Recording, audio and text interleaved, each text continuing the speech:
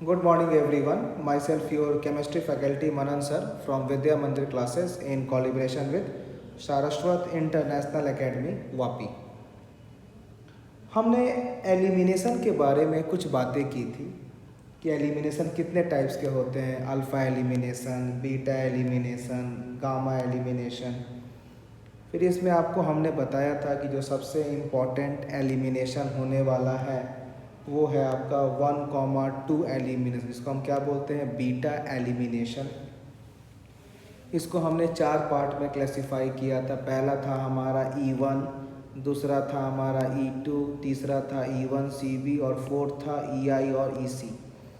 सबका हमने आपको फुल फॉर्म भी लिखवाया था। E1 का मतलब हो गया uni molecular elimination reaction, E2 का मतलब by molecular elimination reaction, E1CB का मतलब unimolecular conjugate base elimination reaction and EI और EC का मतलब इंट्रा मॉलिक्यूलर और साइक्लाइजेशन एलिमिनेशन रिएक्शन। क्लियर? अब देखिए, अगर हम बात करते हैं E1 मैकेनिज़्म का, तो इसमें पहले आपको कुछ कॉन्सेप्ट देखना है कि जिस तरह से हम SN1 फॉलो करते हैं उसी तरह से हम E1 को भी फॉलो करते हैं। बस डिफरेंस कहाँ आ जाती है, प्रोडक्ट में और कंडीशन में। जैसे मान लीजिए हमने अगर एक एग्जांपल ले रहे हैं CH3 का होल 3 CBr, जब मैंने इसको रिएक्ट कर दिया H2O से, ठीक है।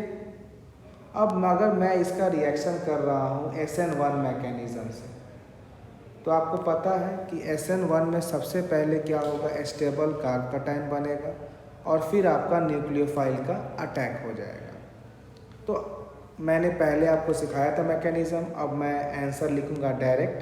सबसे पहले हम इसमें बना देंगे स्टेबल कार्बोकैटायन 3 डिग्री और फिर इसमें हम OH को जोड़ देंगे और साथ में हमारा बन जाएगा HBr। ये तो हमारा तब बनेगा प्रोडक्ट जब हमारा SN1 है। अब अगर यही हम अगर H2O को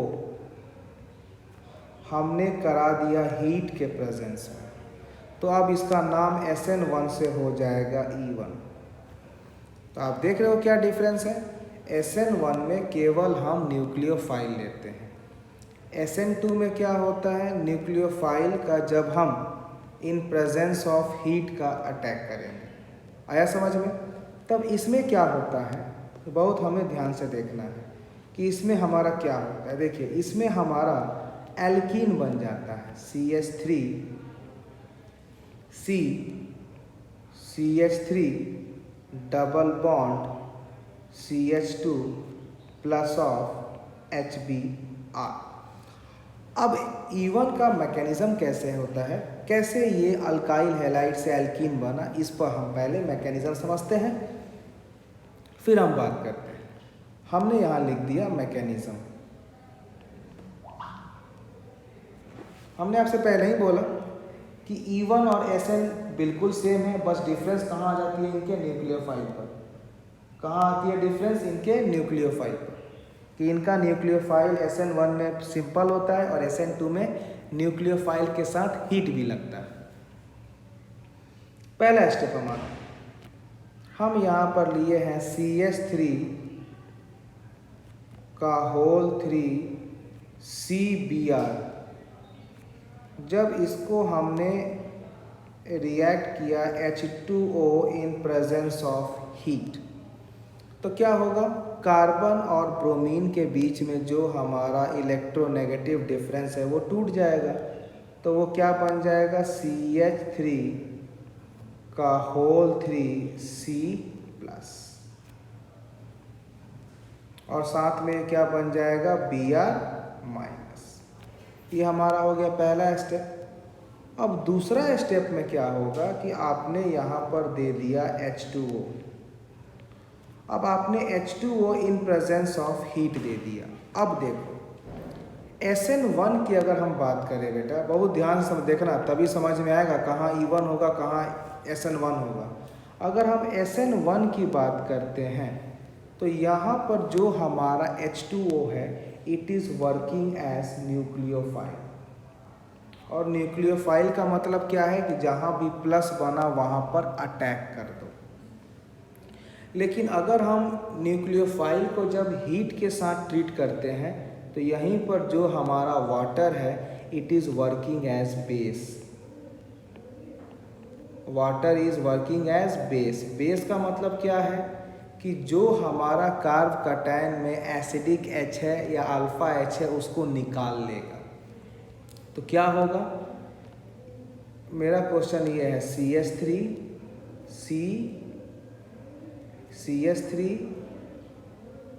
CH3 प्लस। अब ये आप देख रहे हैं कि इसके पास जो 3 ग्रुप है वो तीनों बराबर है, ये भी CH3, ये भी CH3, ये भी।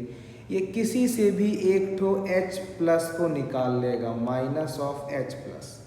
तो ये क्या बन जाएगा, ये आपका बन जाएगा CH2 double bond C single bond CH3 single bond CH3। यानी आपको डिफरेंस समझ में आ गया कि जो हम वाटर SN1 में यूज़ करते हैं, SN1 में water is working as nucleophile. अगर हम वाटर प्लस हीट यूज़ करते हैं तो it is working as base. और अगर बेस है तो वो कहीं ना कहीं एसिडिक H निकालेगा। क्यों? क्योंकि आपको हम पहले ही से बोलते आ रहे हैं कि एसिड प्लस बेस का रिएक्शन दुनिया का सबसे तगड़ा रिएक्शन होता है। तो आपको समझ में आ गया कि अगर अल्काइल हैलाइड से आपको अगर अल्कोहल में कन्वर्ट करना है तो आप SN1 फॉलो कर सकते हो। और अगर आपको अल्काइल हैलाइड से एल्कीन में कन्वर्ट करना है तो आप क्या फॉलो कर सकते हो, E1। आया समझ में?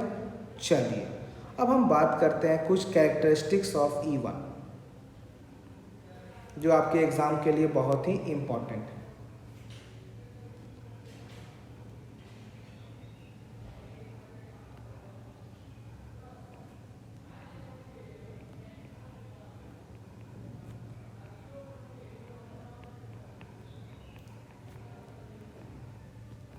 Next we are going to focus on characteristics of E1। E1 का कैरेक्टरिस्टिक्स हमारा क्या होता है, पहले हम ये जा रहे हैं बात करने। सबसे पहले क्या बोलेंगे, जिस तरह SN1 में जो हमारा कार्ब कटायन था तो SN1 में जो हमारा रेट ऑफ रिएक्शन था it was directly proportional to stability of carbocation formed. उसी तरह जो E1 में हमारा रेट ऑफ रिएक्शन होगा ये भी डिपेंड करेगा स्टेबिलिटी ऑफ कार्ब कटायन। अब आपके मन में एक क्वेश्चन, सर कैसा कार्ब कटायन?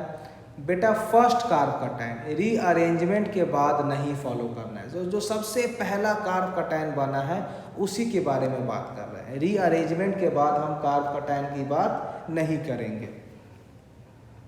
तो सबसे पहला पॉइंट हम क्या लिखेंगे कि rate of E1 is directly proportional to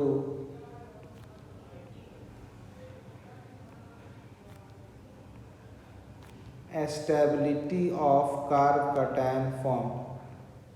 rate of जो E1 है it is directly proportional to stability of carbocation form. ये पहला हो गया। दूसरा हम बात करें तो हम क्या देख रहे हैं कि यहाँ पर क्या होता है कि आप लास्ट स्टेप में देखो आपने H प्लस को बाहर निकाला, मतलब कहीं ना कहीं आपने सिग्मा बॉन्ड को तोड़ा है। क्योंकि CH3 में CH सारे के सारे सिग्मा बॉन्ड है तो आपने कहीं ना कहीं सिग्मा बॉन्ड को तोड़ा है। अगर आप सिग्मा बॉन्ड को तोड़े हो मतलब सिग्मा बॉन्ड स्टेबल होता है as compare to pi bond, मतलब आप हीट दे रहे हो तोड़ने के लिए। जब हीट दे रहे हो तो इट इज़ एंडोथर्मिक रिएक्शन। तो दूसरा हम क्या बोलेंगे E1 का कि it is an endothermic reaction. ये हमारा एंडोथर्मिक रिएक्शन है। अब एंडोथर्मिक का मतलब क्या है कि अगर आप टेम्परेचर बढ़ाते हो तो रेट ऑफ रिएक्शन बढ़ जाएगा। क्योंकि एंडोथर्मिक मतलब कि आपका हीट चाहिए उसको। तो अगर आप टेम्परेचर बढ़ाते हो तो उसका रेट ऑफ रिएक्शन बढ़ जाएगा, टेम्परेचर घटाते हो तो रेट ऑफ रिएक्शन घट जाएगा। तो इसमें हम क्या होगा कि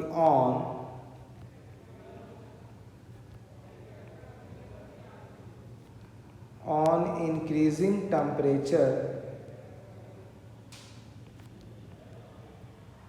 rate of E1 increases and on decreasing temperature rate of E1 decreases।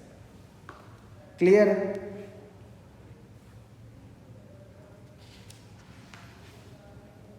तीसरा अगर हम बात करें कि ऐसा कौन कौन सा फैक्टर है जिस पर E1 डिपेंड करता है, जस्ट लाइक SN1। चलिए हम बात करते हैं अगला कि factors on which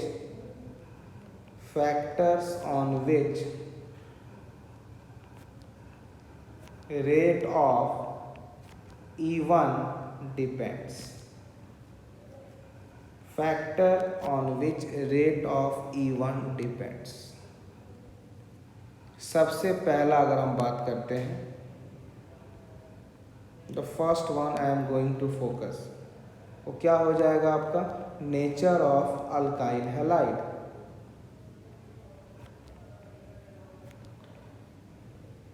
nature of alkyl halide.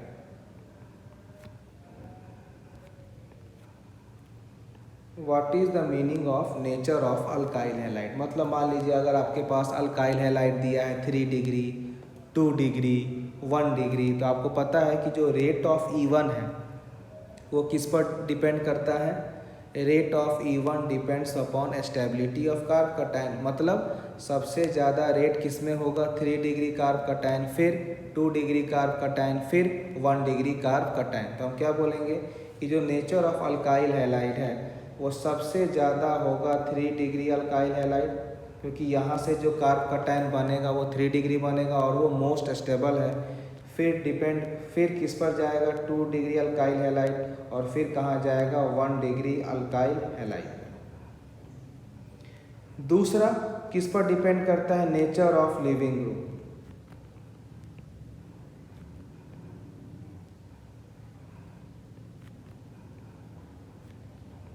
Second वो बात कर रहा है nature of leaving group.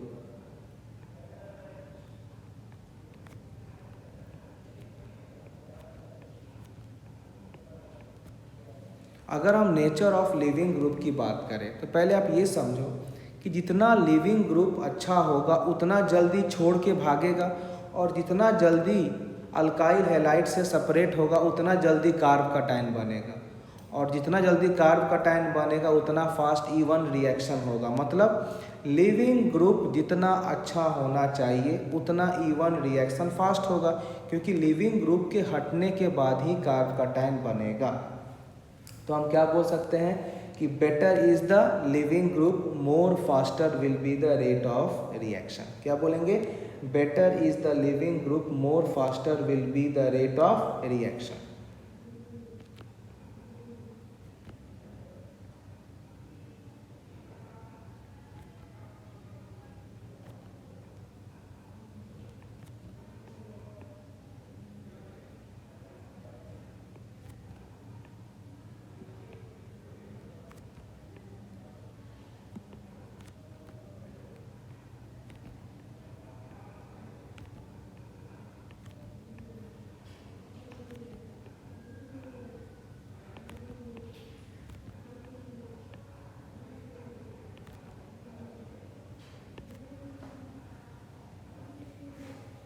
Clear?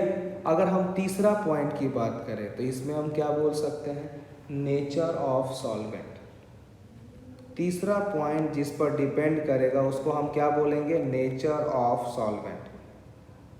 अगर हम नेचर ऑफ सॉल्वेंट की बात करें तो इसमें हम क्या देख रहे हैं कि मैंने क्या बोला कि E1 is just equivalent to SN1। तो SN1 में हम यूज़ करते हैं पोलर प्रोटिक सॉल्वेंट, तो हम E1 में भी क्या यूज़ करेंगे? E1 में भी यूज करेंगे पोलर प्रोटिक सॉल्वेंट। E1 में भी यूज करेंगे हम पोलर प्रोटिक सॉल्वेंट। नेक्स्ट हम बात कर रहे हैं नेचर ऑफ बेस की। अगर हम बात करते हैं नेचर ऑफ बेस, क्योंकि हम जिसको न्यूक्लियोफाइल मानते थे SN1 में, उसको हम बेस मानते हैं E1 reaction. Of nature of base की बात हम क्या करें, तब क्या देखोगे कि हमारा जो E1 है it is not dependent on nature of base. क्यों? क्योंकि हमारा पहला जो स्टेप है वो है फॉर्मेशन ऑफ कार्ब कटायन, और उसमें बेस का कोई रोल नहीं है, उसमें केवल लिविंग ग्रुप पर डिपेंड करेगा। मैं फिर से बोल रहा हूँ कि नेचर ऑफ बेस, जिसको हम न्यूक्लियोफाइल बोलते हैं SN1 रिएक्शन में, उसी को हम बेस बोलते हैं किसमें, E1 रिएक्शन में। और अगर हम रेट की बात करें तो जो rate of reaction of E1 होता है it depends on formation of carb cation, और कार्ब कटायन के फॉर्मेशन में बेस का कोई रोल नहीं है। तो हम क्या लिख देंगे कि E1 का जो रेट है, E1 is independent, E1 is independent of nature of base, E1 is independent of nature of base, ये बेस पर डिपेंड नहीं करता। तो अब इसका रेट ऑफ रिएक्शन क्या होगा, यानी ये तो केवल डिपेंड करेगा अल्काइल हैलाइड पर, क्योंकि लिविंग ग्रुप हटा, कार्ब कटायन बन गया, वही इसका RDS है। तो अगर इसका हम रेट की बात करें तो rate is something equal to K into alkyl halide, यानी इसका ऑर्डर कितना हो गया 1, इसीलिए क्या बोलते हैं E1, ऑर्डर क्या हो गया इसका 1। और अगर हम टेम्परेचर की बात करते हैं तो आपको पता है कि E1 क्या हो गया, एंडोथर्मिक प्रोसेस, मतलब जितना ज़्यादा टेम्परेचर दोगे, क्योंकि एंडोथर्मिक का मतलब ही होता है जिनको हीट चाहिए, मतलब जितना ज़्यादा टेम्परेचर दोगे उतना ज़्यादा रेट ऑफ E1 फास्ट होगा, जितना कम टेम्परेचर दोगे उतना रेट कम हो जाए। अगला हम बात करते हैं different types of E1 reaction. अगला हम बात करेंगे different types of E1 reaction.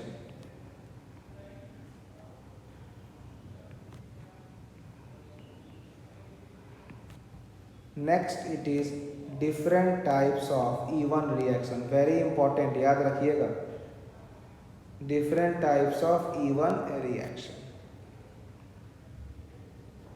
सबसे पहला जो सबसे इंपॉर्टेंट क्वेश्चन आपके एग्जाम के लिए वो क्या है, dehydration of alcohol. The first one is your dehydration of alcohol.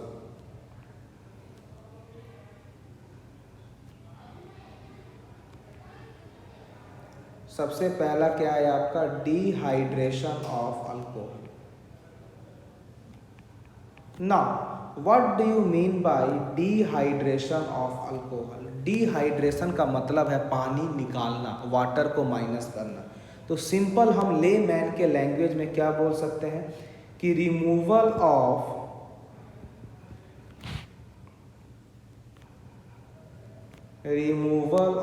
H2O from alcohol, removal of H2O from alcohol, इसको हम क्या बोलते हैं, डिहाइड्रेशन ऑफ अल्कोहल। मतलब अल्कोहल से वाटर को निकाल दो तो उसे हम बोलते हैं डिहाइड्रेशन ऑफ अल्कोहल। अब देखो, अल्कोहल को तो सब पहचानते हो कि जहाँ OH ग्रुप लगा है उसे अल्कोहल बोलते हैं, लेकिन पहले आप ये तो पहचानो कि डिहाइड्रेटिंग एजेंट क्या होता है। क्या पहचानना है आपको कि डिहाइड्रेटिंग एजेंट क्या होता है। और आपके सिंप्लिसिटी के लिए हमने डिहाइड्रेटिंग एजेंट को 3 पार्ट में डिवाइड किया है, ठीक है। मतलब ये कहीं भी दिख जाए तो आप समझ जाना कि ये वाटर निकालने वाले हैं। सबसे पहला few examples of dehydrating agent जो आपके एग्जाम में आते हैं। Example of dehydrating agent,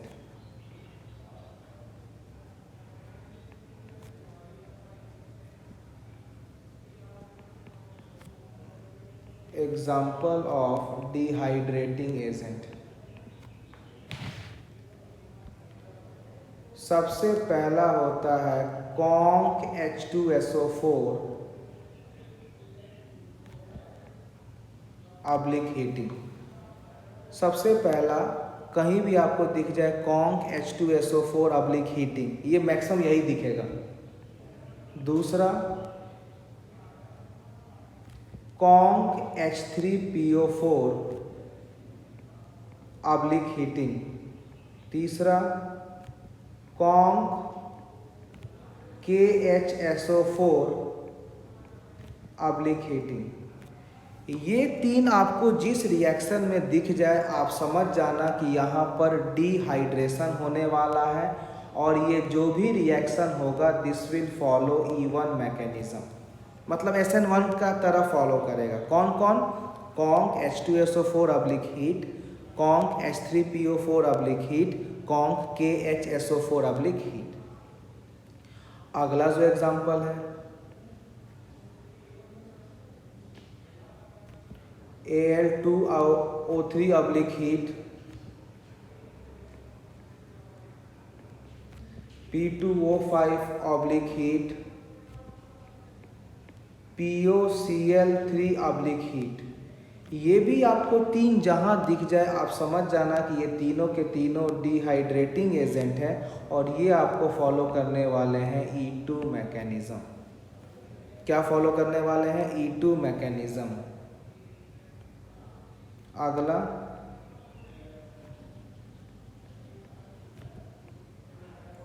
THO2 को अभी अगर हम हीट करेंगे तो ये भी आपका डिहाइड्रेटिंग एजेंट है, और ये फॉलो करेगा E1CB। ये फॉलो करने वाला है E1CB। तो यही आपके एक एग्ज़ाम के सिलेबस में 7 डिहाइड्रेटिंग एजेंट हैं जिसको आपको पढ़ना है। हम एक एक करके सबका डील करने वाले हैं कि ये कैसे होगा, ये कैसे होने वाला है। ठीक है, आइए हम जा रहे हैं सबसे पहले बात करने कि कैसे हमारा डिहाइड्रेशन में E1 का क्या रोल है। ठीक है, क्योंकि इस पर क्वेश्चन आपके एग्जाम में आते हैं। जैसे मान लीजिए हमने एक पहला क्वेश्चन ले लिया,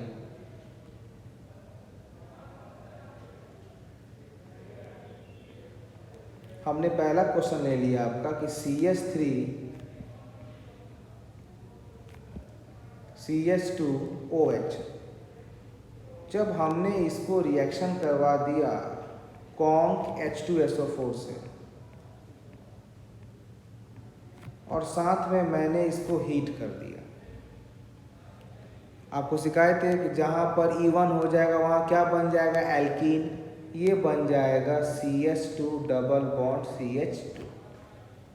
अब इसकी हम बात करते हैं कि एक्चुअली में इसका मैकेनिज्म कैसे होता है, क्योंकि बिना मैकेनिज्म का रिएक्शन ज़्यादा देर तक याद नहीं रहता।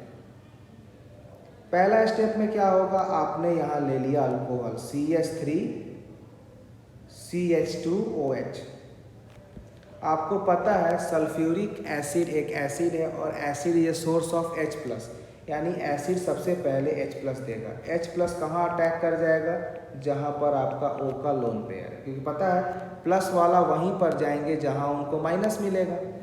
ये वाला मेरा कंपाउंड क्या बन जाएगा? CH3CH2OH, और यहाँ पर आ गया plus. This is my first step. अब आप सेकेंड स्टेप में क्या देखोगे? आप यहाँ देख रहे हो सेकेंड स्टेप में कि ये हमारा पूरा एक ग्रुप वाटर है, और water is a very good leaving group और न्यूट्रल ग्रुप है। तो यहाँ से हमारा -H2O से वाटर निकल गया, और ये हमारा बन गया CH3CH2+। क्लियर है? अब क्या होगा? अगला स्टेप में क्या होगा? आपने जब यहाँ से हीट किया है और आपने जब यहाँ से एक H+ लिया है, तो आपका फर्ज है एक H+ बाहर निकालने का। तो वो H+ कहाँ से निकालेगा? जो अल्फ़ा H है या जो एसिडिक H है, यानी प्लस कार्ब कटायन के बाजू वाले को ही तो अल्फ़ा H बोलते हैं। तो यहाँ से वो एक H+ को निकालेगा। तो मेरा क्या कंपाउंड बन जाएगा? CH2+, और यहाँ बन जाएगा CH2-। और यही प्लस माइनस मिल के क्या बना लेगा, बॉन्ड। तो ये मेरा क्या बन जाएगा, CH2 डबल बॉन्ड CH2। यही हमारा क्या हो गया, conversion of alcohol to alkene using E1 mechanism. ठीक है, वेरी इंपॉर्टेंट, ध्यान से याद रखिए, क्वेश्चन इस पर आता है। अब देखिए एक और बात, आप बोलोगे सर E1 में भी, मतलब ये जो पूरा मैकेनिज्म हमारा, ये हमारा E1 है, आप देख रहे हो कि E1 में भी कार्बोकैटायन बन रहा है, मतलब यहाँ भी स्टेबिलिटी का कहीं ना कहीं बात आएगी कि कार्बोकैटायन को स्टेबिलिटी के लिए हम क्या क्या कर सकते हैं, शिफ्टिंग कर सकते हैं, रिंग का एक्सपेंशन करेंगे, रिंग का कॉन्ट्रैक्शन करेंगे, तो ये हम कर सकते हैं। तो याद रखिएगा कार्बोकैटायन का आप शिफ्टिंग और रिंग का एक्सपेंशन स्टेबिलिटी के लिए कर सकते हैं। ठीक है, चलिए हम आपको कुछ क्वेश्चंस दे रहे हैं जिसको आपको सॉल्व करना है।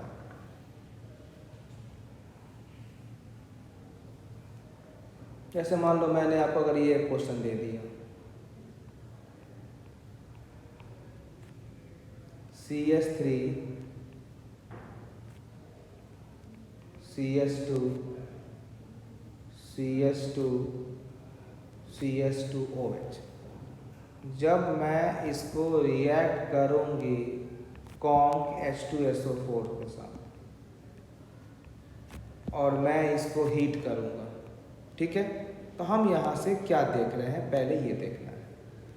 सबसे पहला स्टेप क्या बनेगा हमारा, CH3 CH2 CH2 CH2OH, और आप देख रहे हो कि कॉन्क H2SO4 एक एसिड है और एसिड ये सोर्स ऑफ H+, ये हमें दे देगा H+। H+ कहाँ रिएक्ट करेगा, O के लोन पेयर में, तो यहाँ क्या बन जाएगा, यहाँ पर हमारा क्या बन जाएगा, यहाँ बन जाएगा CH3 CH2 CH2 CH2+। अब हम देख रहे हैं कि यहाँ पर जो हमारा कार्बोकैटायन बना है वो 1 डिग्री है। अगर बगल में हम शिफ्ट करा देते हैं 1,2 हाइड्राइड शिफ्ट, तो यहाँ पर हमारा कार्बोकैटायन बनेगा 2 डिग्री, और आपको पता है कि 1 डिग्री से अधिक स्टेबल होता है 2 डिग्री, तो यहाँ पर हमें मैंडेटरी 1,2 हाइड्राइड शिफ्ट कराना पड़ेगा। और आपको हम पहले ही बताए थे जहाँ प्लस है उसको 1 मानते हैं, बाजू वाले को 2 मानते हैं, तो ये मेरा क्या बन जाएगा, CH3 CH2 CH+ CH3। अब अगर आप बाजू में एक और शिफ्ट कराओगे, बोलो सर मैं एक और शिफ्ट करा के देखूंगा, अब जो शिफ्ट कराओगे तो compound will be no change, क्योंकि वो भी 2 डिग्री ये भी 2 डिग्री, मतलब अब मेरे को यहाँ से क्या करना पड़ेगा, हीट करना पड़ेगा। तो हीट करेंगे तो क्या होगा, जिस तरह से आपने यहाँ H+ दिया है उस तरह से यहाँ से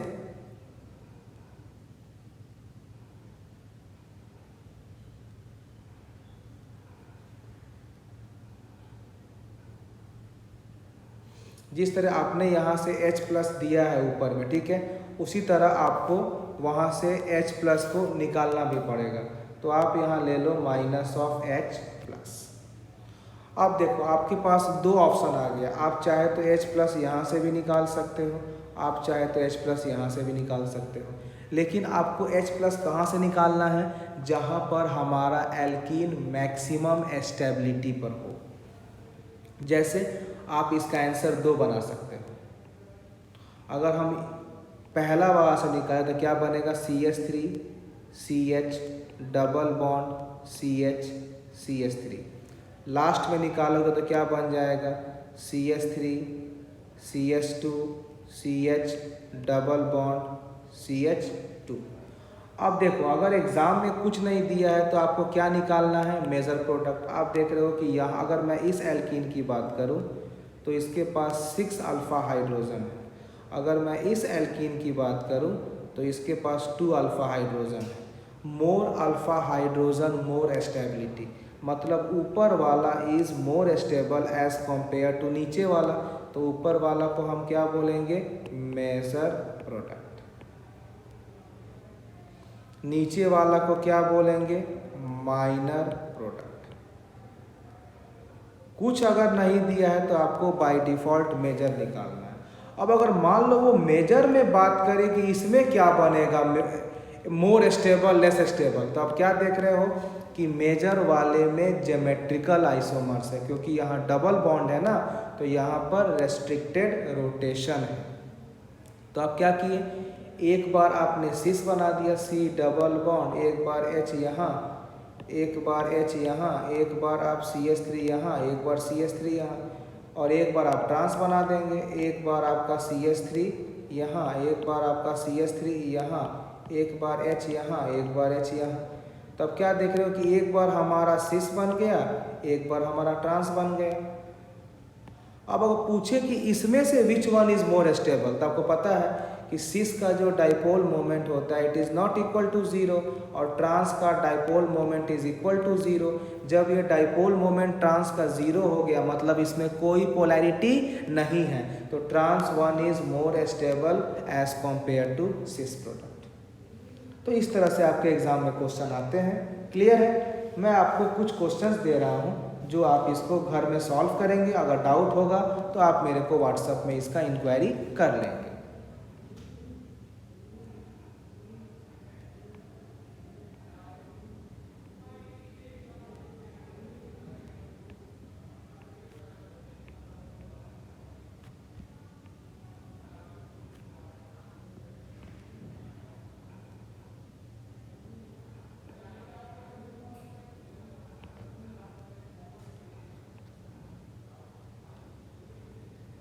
अगर हम ये बात करते हैं और यहाँ पर हम ले लेते हैं कॉन्क H2SO4 के साथ हम हीट कर दिए। पहला क्वेश्चन आप बनाइएगा। दूसरा मैं आपको ये दे दिया मिथाइल CH मिथाइल CH2OH, यहाँ पर आपने लगा दिया कॉन्क H2SO4 और साथ में हीट कर दिया। सेकंड सब सॉल्व करना, जो डाउट होगा हमसे पूछना व्हाट्सएप में। अगला क्वेश्चन अगर मैंने ये दे दिया CH2OH, इसको सॉल्व करो, कॉन्क H2SO4 अब लिख हीट। अगला क्वेश्चन आप ये करो CH2OH, ये है, इसको हमने दे दिया कॉन्क H2SO4 अब लिख हीट। अगला क्वेश्चन में ये दे दिया OH CH CH3 conc H2SO4 अब लिख हीट। ये हमने कुछ क्वेश्चंस दिया है जो आप इसको सॉल्व करोगे खुद, और कोई डाउट होगा आप मेरे को व्हाट्सएप में कांटेक्ट कर सकते हैं। अब एक क्वेश्चन जो आपके जेईई मेंस और मेडिकल के लिए इंपॉर्टेंट है और आता भी है, देखिए क्या, कंपेयर द रेट ऑफ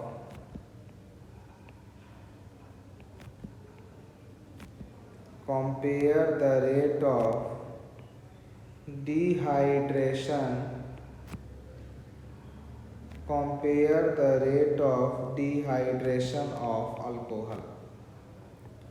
हमें rate of dehydration of alcohol की बात करना है।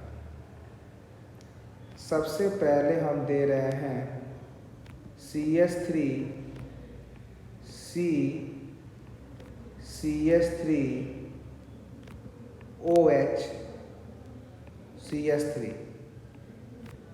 दूसरा हम दे रहे हैं PCHOH CH3।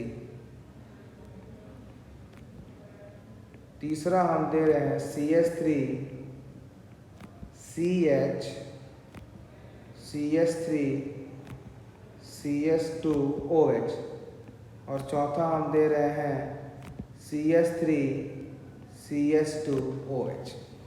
हमें ये बताना है कि rate of dehydration of alcohol.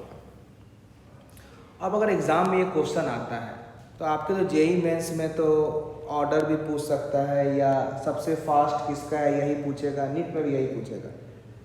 तो आपको पता है कि जो रेट ऑफ डिहाइड्रेशन है वो फॉलो करता है E1 मैकेनिज्म।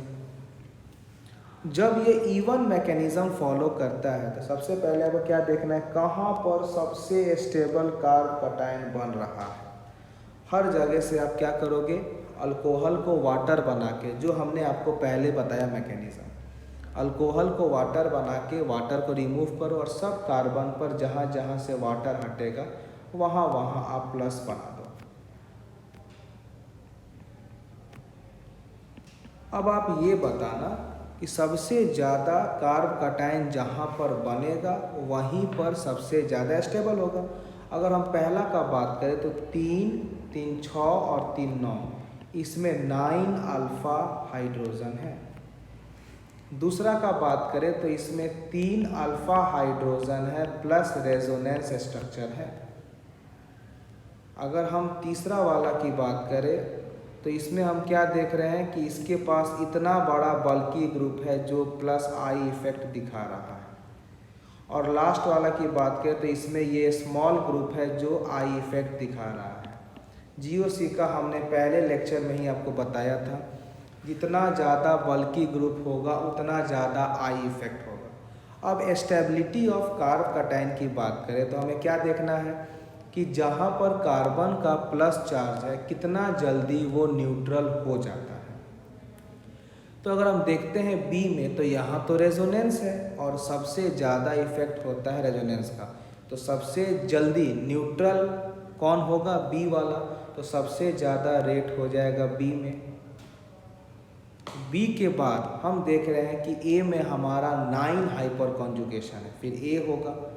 अगर हम सी एंड डी में बात कर रहे हैं तो दोनों में तो इंडक्टिव इफेक्ट है, लेकिन सी में बल्की ग्रुप है तो यहाँ ज़्यादा इंडक्टिव इफेक्ट है, तो यहाँ ज़्यादा परसेंटेज में कार्बन न्यूट्रल होगा, मीन्स ज़्यादा परसेंटेज में कार्बन स्टेबल होगा। तो बी, ए, सी, डी, ये हमारा क्या हो गया, this is the rate of dehydration of alcohol.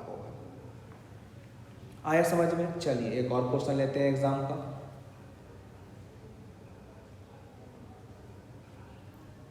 इसमें भी आपको वही निकालना है, order of dehydration of alcohol.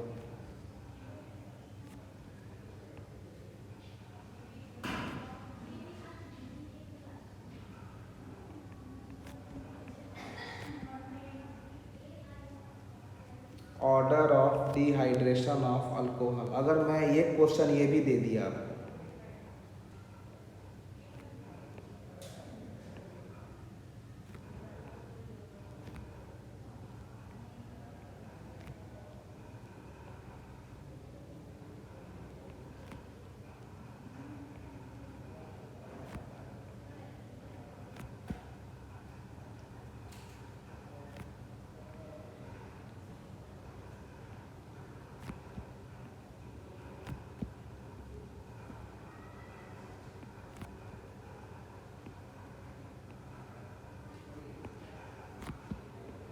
अब इसमें अगर आपको पता करना है कि order of dehydration of alcohol, सबसे पहले क्या करना है, OH को वाटर बना के इसको रिमूव करना है, उसके बाद कार्ब कटायन बनाना है, फिर देखना है सबसे ज़्यादा स्टेबल कार्ब कटायन कहाँ है।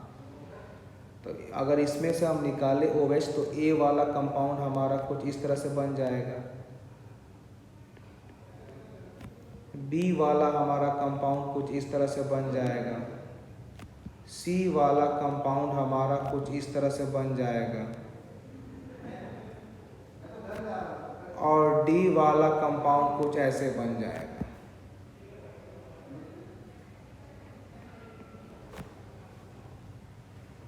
तो अगर मैं आपसे बात करूं कि इसमें सबसे ज़्यादा स्टेबल कहाँ है, तो आप क्या देख रहे हो, अगर मैं डी वाला का बात करूं तो डी में क्या देख रहे हो, डबल सिंगल प्लस, मतलब यहाँ पर रेजोनेंस भी है और साथ में ऊपर CH3 है, मतलब यहाँ पर हाइपर कॉन्जुगेशन है। तो डी वाला कार्ब कटायन को ज़्यादा स्टेबल करेगा।